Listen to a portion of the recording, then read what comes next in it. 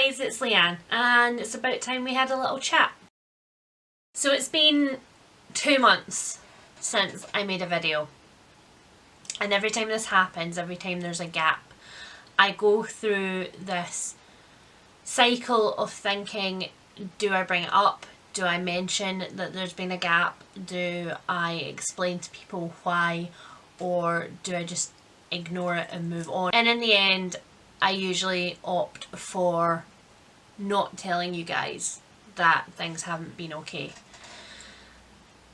And so I decided to try something different today. This time I'm going to talk about it because I've always said that I'm going to be completely honest with you guys about my opinion on books and things that I'm loving and things that I'm really not. And I really think that I want that to stretch to everything else on camera.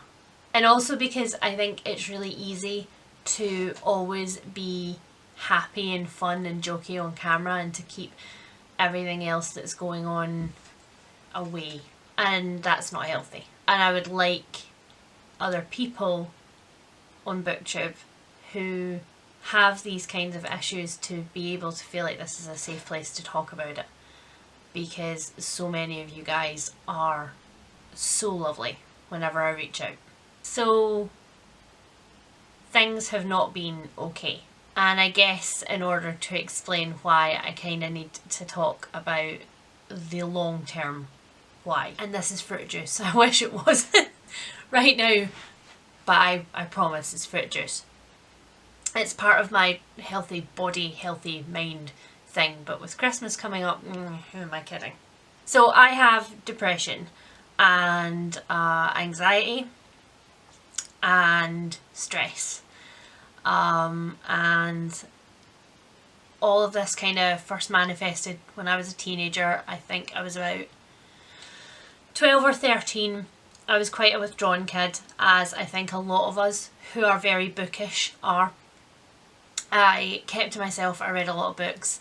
My mum is, first of all, I'm adopted, and it was a really long time that my mum waited to get me, and then when she did, her peers had sort of moved on to the next stage of child rearing, and she was very much on her own and had nobody to help guide her, and as a result she's incredibly shy, and so she would never approach anybody off her own back, and so there was no play dates, and I didn't live in an area where there were other children, and I spent most of my time with adults, which was fine in the long run, I guess, but I missed out on a big chunk of just having a childhood.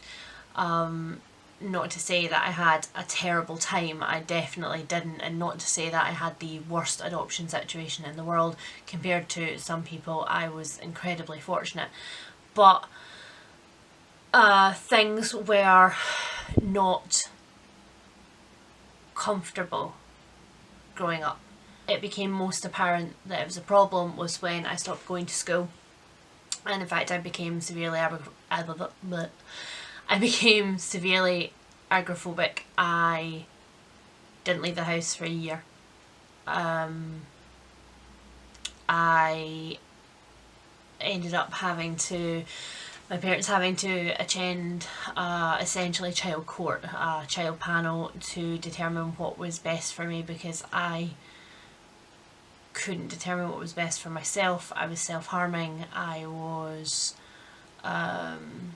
gaining extreme amounts of weight and then losing it really, really quickly.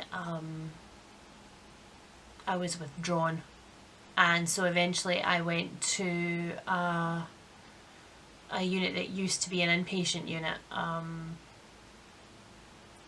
and I was treated as a suicidally at-risk teen, and that essentially saved my life, which is a really big dramatic statement, but it was a long time ago.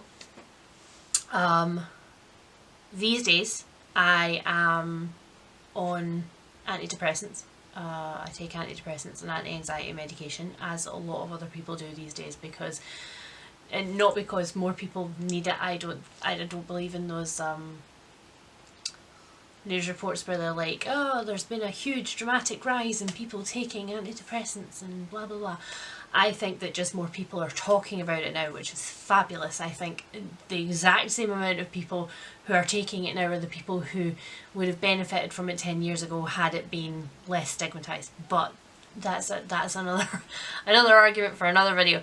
Long and short of it is that I am not always okay. I have had periods over my adult life of intense struggle where I'll be fine for such a long time and then out of nowhere it will hit.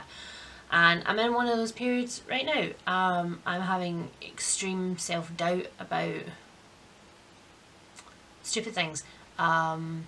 Self-worth, the ability to write, the ability to make creative content, whether people will like my craft creations that I make for them for Christmas, you know, things like that. It's all just a ball of angst. And sometimes I feel like I'm disappearing.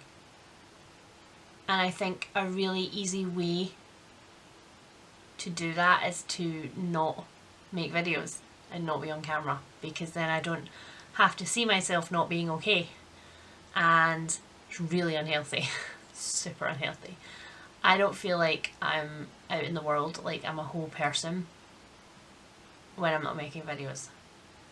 So I have decided that rather than just not making videos and not being my whole and perfect self, that I am going to make videos. And I know when this goes up that it will have the inevitable effect after a couple of months of not being around, of people doing that unsubscribe thing where they're like, damn, I only watched one video, I wasn't signed up for this, and that's totally okay.